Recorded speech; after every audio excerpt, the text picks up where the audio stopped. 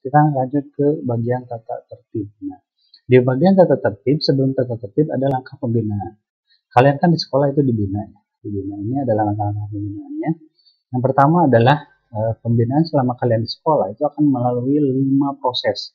Proses 1 melalui wali kelas, proses 2 melalui bimbingan konseling, proses 3 melalui wakaf siswaan, proses 4 melalui kepala sekolah, dan proses kelima, proses terakhir, itu melalui rapat dewan guru. Nah, di wali kelas itu sampai poin 100 itu panggilan sebanyak 3 kali ya, bisa 1 atau bisa langsung ke 3 jika poin langsung ke 100. Ya. Jika misalkan poinnya sampai 125 sampai 175 itu ada di bimbingan konseling, 200 sampai 250 ada di wakaf siswaan saya. Terus yang selanjutnya ada di kepala sekolah dan rapat dewan. Nah, ini adalah langkah-langkah pembinaan bertahap. Jika kalian sudah mencapai rapat dewan guru, itu kalian sudah tanda bahaya. Warning kuning menuju merah gitu. Jadi jangan sampai saya tekankan, jangan sampai poin kalian sampai ke situ. Ya.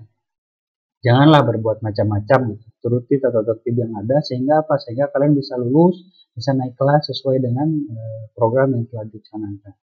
Jangan sampai kalian tidak lulus, tidak naik kelas, tiba-tiba dikeluarkan, bukan dikeluarkan ya, dikembalikan kepada orang tua di tengah jalan. Kasihan ya, orang tua kalian itu sudah berharap kepada kalian, jadi kalian harus benar-benar menjalankan amanah orang tua, berbuat baik selama di sekolah. Ini ya langkah-langkah pembinaannya dari wali kelas sampai dengan rapat dewan guru. Nah, seperti apa kartu kendalinya? Nah, ini adalah kartu kendali ya, tata tertib kita selama di SMA Negeri 1 Bina Pesisir. Nah, ini ada bab 1 tentang upacara, itu ada jumlah poinnya sebelah kanan, ini keterangannya. Ini tidak peserta didik yang terlambat ya, mengikuti upacara, tidak menggunakan bab pakaian, tidak menggunakan topi, tidak menggunakan atribut, berpakaian tidak sesuai. Peserta didik muslim berbaju wajib warna putih, pemakaian jaket, baju yang tidak dimasukkan, warna sepatu pada hari Sabtu bebas tetapi tidak boleh memakai sepatu. Soal bersepatu ya, seperti itu. Semua diatur dari segi yang pertama upacara, yang kedua pakaian. Oke, yang ketiga adalah soal tata tertib KBM atau kegiatan belajar mengajar. Peserta didik kalian tidak boleh terlambat masuk ruangan ya. Jika terlambat ada poinnya. Peserta didik yang keluar pada saat KBM tidak sesuai izin ya, ada 10 poinnya. Terus penggunaan alat komunikasi saat KBM, tiba-tiba ketika guru ngajar ada suara HP ya, itu udah kena disita ya, sama guru mata pelajaran, diketahui wali kelas gitu. Dan dapat poin juga. Nah, jadi jangan itu ya, seperti itu. Terus yang selanjutnya adalah peserta didik yang dengan sengaja tidak mengikuti proses pembelajaran tertentu dianggap alfa ya, dan dapat poin 20. Keterlambatan seluruh kelas nih karena alasan tertentu dibicarakan dengan guru yang bersangkutan.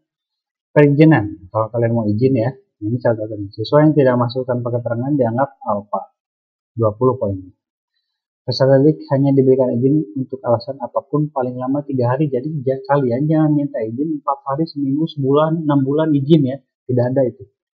Yang ada adalah izin selama 3 hari, boleh.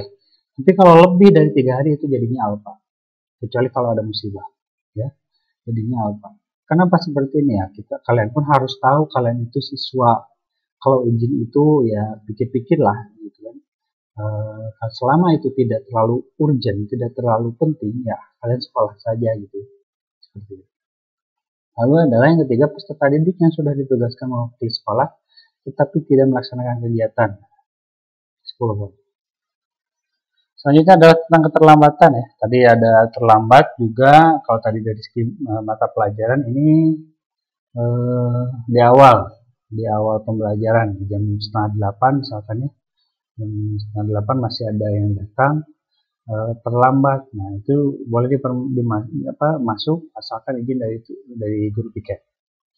Terus keterlambatan karena hal-hal tertentu, hujan, pohon tumbang, dan lainnya, itu diputuskan sesuai dengan kesepakatan dari majelis guru. Nah, biasanya kan kalau dari GIN ke sini itu suka ada pohon tumbang. Nah, kalau terlambat tidak apa-apa ya. Lalu tentang kebersihan, siswa yang tidak melaksanakan piket dibutuhkan akan dipanggil wali kelas yang tidak menjaga kebersihan akan diberitahukan ya.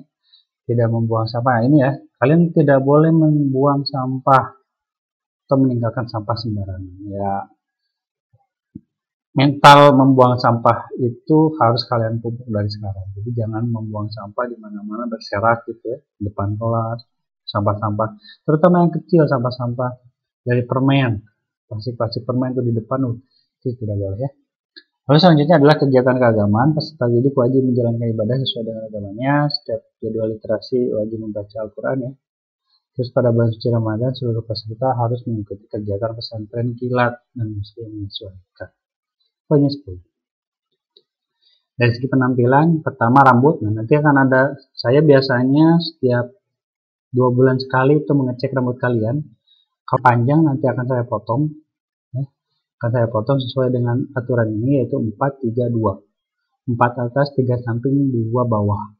Gitu ya. Kalau misalkan lebih saya potong, kalau misalkan kurang ya lebih bagus. Gitu ya. Tapi tidak boleh botak. Ya. Saya tidak berharap kalian botak, yang penting kalian rapi. Terus rambut yang dicat selain warna hitam 10 poinnya per hari ini ya, 10 per hari. Kalau misalkan masih tetap dicat, belum diganti selama 10 hari berarti 100 poin. Sampai dia akhirnya mengubah warna rambutnya, itu tetap dikasih poin. Rambut peserta didik perempuan wajib dirapikan, peserta didik laki-laki memiliki kumis harus dipotong, kuku tidak boleh dicat, tidak boleh panjang. Pemakaian kontak lens halus sesuai warna. Peserta didik yang memakai bulu mata sambung itu harus dilepas ya, kalau misalkan kecuali ada mau nari dan lainnya, tapi kita tidak ada guru tari ya, ini menyesuaikan. Make up tidak boleh berlebihan, kalau berlebihan itu harus dibersihkan ya. Aksesoris tidak diperbolehkan untuk laki-laki selain jam tangan. Bagi peserta didik perempuan, aksesoris tidak boleh berlebihan. Tidak boleh bertindik khusus untuk laki-laki, bertato dan lukisan lain pada tubuh. Peserta didik wajib mengenakan ikat pinggang, pemakaian seragam yang sekolah yang tidak sesuai dengan ketentuan yang berlaku sekolah terlalu ketat. Penggunaan kaos dalam, kaos oblong selain warna putih melebihi panjang lengan seragam sekolah itu 50. Tata tertib pergaulan. Nah, ini yang poin-poin yang sangat banyak ya, khususnya di pergaulan karena ini adalah salah satu yang harus diperhatikan. Yang pertama, mengkonsumsi narkoba itu sudah pasti dikembalikan kepada orang tua. Seks bebas, hamil atau menghamili juga itu dikembalikan kepada orang tua. Yang ketiga, siswa merokok itu 100, berkelahi, tawuran itu 100, mencemarkan nama baik sekolah 100, membawa senjata tajam 50, memanjat pagar sekolah 50, dan jendela kelas ya, itu tidak beretika sekali, jadi 50, memberikan keterangan palsu atau bohong 50, membawa tamu tanpa izin guru BK 50, siswa yang tidak menjaga etika pergaulan akan dipanggil orang tua oleh BK pengetahuan wali kelas. Ini terutama yang pacaran ya, jadi bergaul yang baik-baik lah. Kalau misalkan pacaran tidak melebihi batasnya, ya mohon maaf, nanti kita panggil orang tua untuk menyampaikan kepada orang tua.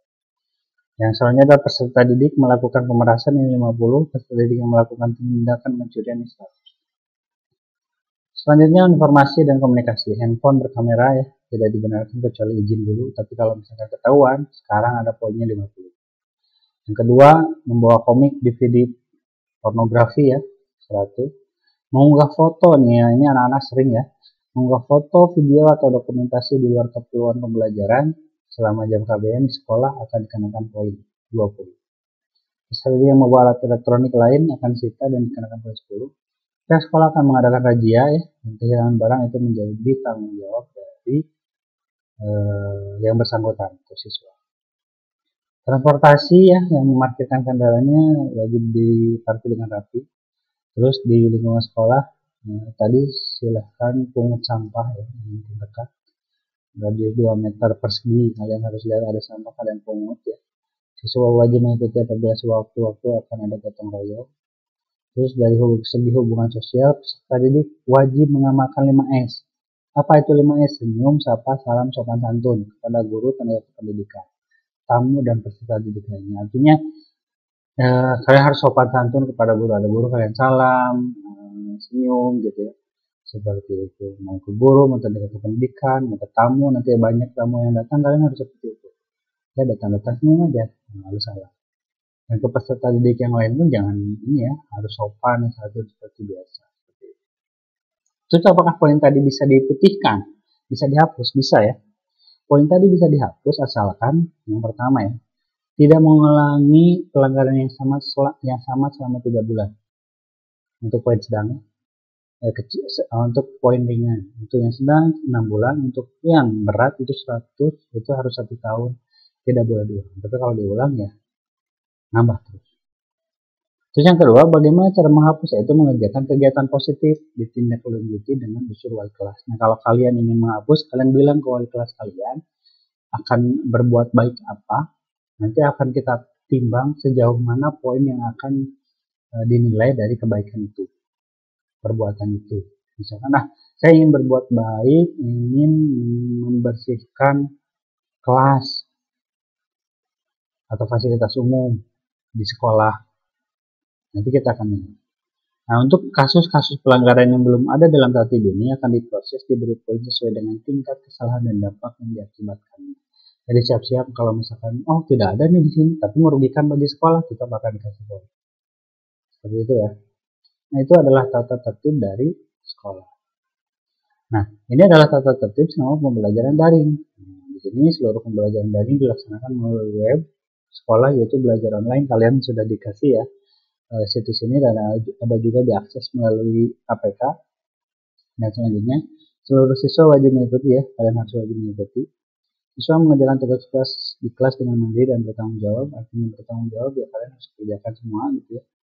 Pembelajaran akan dipantau oleh wali kelas, guru BK, dan wali siswa secara bertahap. Jadi nanti kalian akan dipantau oleh wali kelas. Jika misalkan dari wali kelas, juga guru BK akan memantau dan siswa itu akan memantau. Nah, segala aktivitas pembelajaran di web sekolah tersebut ya akan terekam melalui sistem. Seperti apa merekam, berapa kali kalian login, apa yang kalian buka, semuanya ada rekamannya. Jadi tidak ada celah untuk memanipulasi keadaan. Kalian berbohong, udah diakses, udah dikerjakan. Tapi ketika direkam tidak ada, ya berarti kalian tidak mengerjakan. Kalian sudah berbohong. Ya, seperti itu. Jika siswa tidak mengerjakan tugas pembelajaran 3 kali berturut-turut, maka akan ditindak secara bertahap.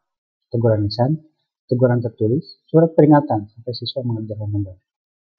Jika setelah surat peringatan siswa masih tidak mengerjakan, maka akan dibawa ke rapat dewan guru untuk dievaluasi. Nah, ini karena ini dalam situasi COVID, jadi kalian harus benar-benar belajar ya. Untuk apa? Untuk mengerjakan tugas-tugas kalian. Ya. Nanti akan kita evaluasi apakah anak ini benar ingin sekolah atau tidak. Itu sederhananya. Gitu ya. Jika mengalami kendala teknis, silakan berkonsultasi dengan teman sejawat, ketahuan yang sudah mengerjakan, ke guru terdekat dalam arti secara geografis atau secara psikologis, atau ke proktor sebagai langkah terakhir ya.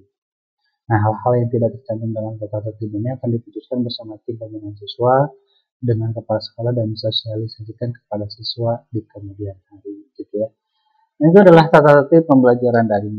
Tata tertib ini, tata tertib daring, tata tertib sekolah tidak akan berjalan dengan baik tanpa ada kerjasama dari kalian sendiri. Selama kalian mau belajar untuk menjadi lebih baik, taati tata tertib ini sehingga kalian akan selamat lah istilahnya menjalani hari-hari di sekolah kita tercinta. Terima kasih, itu adalah materi dari saya, semoga bermanfaat. Tadi saya sampaikan, saya tampilkan video, semoga ini menjadi pelajaran untuk kalian. Sebelumnya saya tutup dengan wassalamualaikum warahmatullahi wabarakatuh.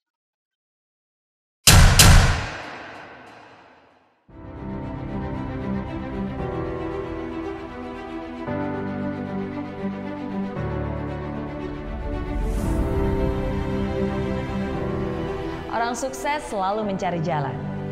Orang gagal selalu mencari alasan. Bukannya saya nggak mau, tapi keluarga yang nggak kasih restu. Bukannya saya nggak bisa kerja, tapi atasan saya tuh yang kasih target seenaknya. Bukannya saya menunda-nunda, tapi emang waktunya yang nggak ada. Bukannya saya nggak mau bahagia, tapi bagaimana mungkin saya bisa bahagia? Pasangan di rumah selalu marah-marah. Hari ini saya belum sukses soalnya nggak ada kesempatan, nggak ada uang, nggak ada waktu, nggak ada dukungan, nggak ada keterampilan. Ya, versinya sih mungkin berbeda-beda, tapi ujung-ujungnya sih sama aja. Alasan. Coba deh sekali-kali kamu dengar apa yang baru saja kamu ucapkan. Apakah kamu nggak merasa bosan? Setiap kali selalu menyalahkan keadaan. Setiap kali selalu memberikan alasan. Seakan-akan kamu adalah korban. Padahal semua itu terjadi ya karena kamu sendiri. Ingat, alasan itu hanyalah untuk orang lemah. Alasan itu hanyalah untuk orang yang tidak bisa menerima realita. Orang gagal akan selalu menyalahkan segalanya. Salah customernya, salah atasannya, salah keadaannya, salah keluarganya, istrinya, anaknya, tetangganya. Semua salah. Kecuali dirinya. Kamu mungkin tertawa, tapi jangan-jangan kamu begitu juga. Selama kamu masih terus bersembunyi di balik alasan, kamu tidak akan bisa mengubah masa depan. Kalaupun itu pernah terjadi, inilah saatnya kamu sadar diri. Sadar bahwa hari ini akan berbeda. Sadar bahwa kamu harus berhenti menyalahkan keadaan, berhenti mengasihani diri sendiri, siap menghadapi kenyataan, siap mengubah masa depan. Kesuksesan kamu adalah tanggung jawab kamu. Kegagalan kamu adalah tanggung jawab kamu.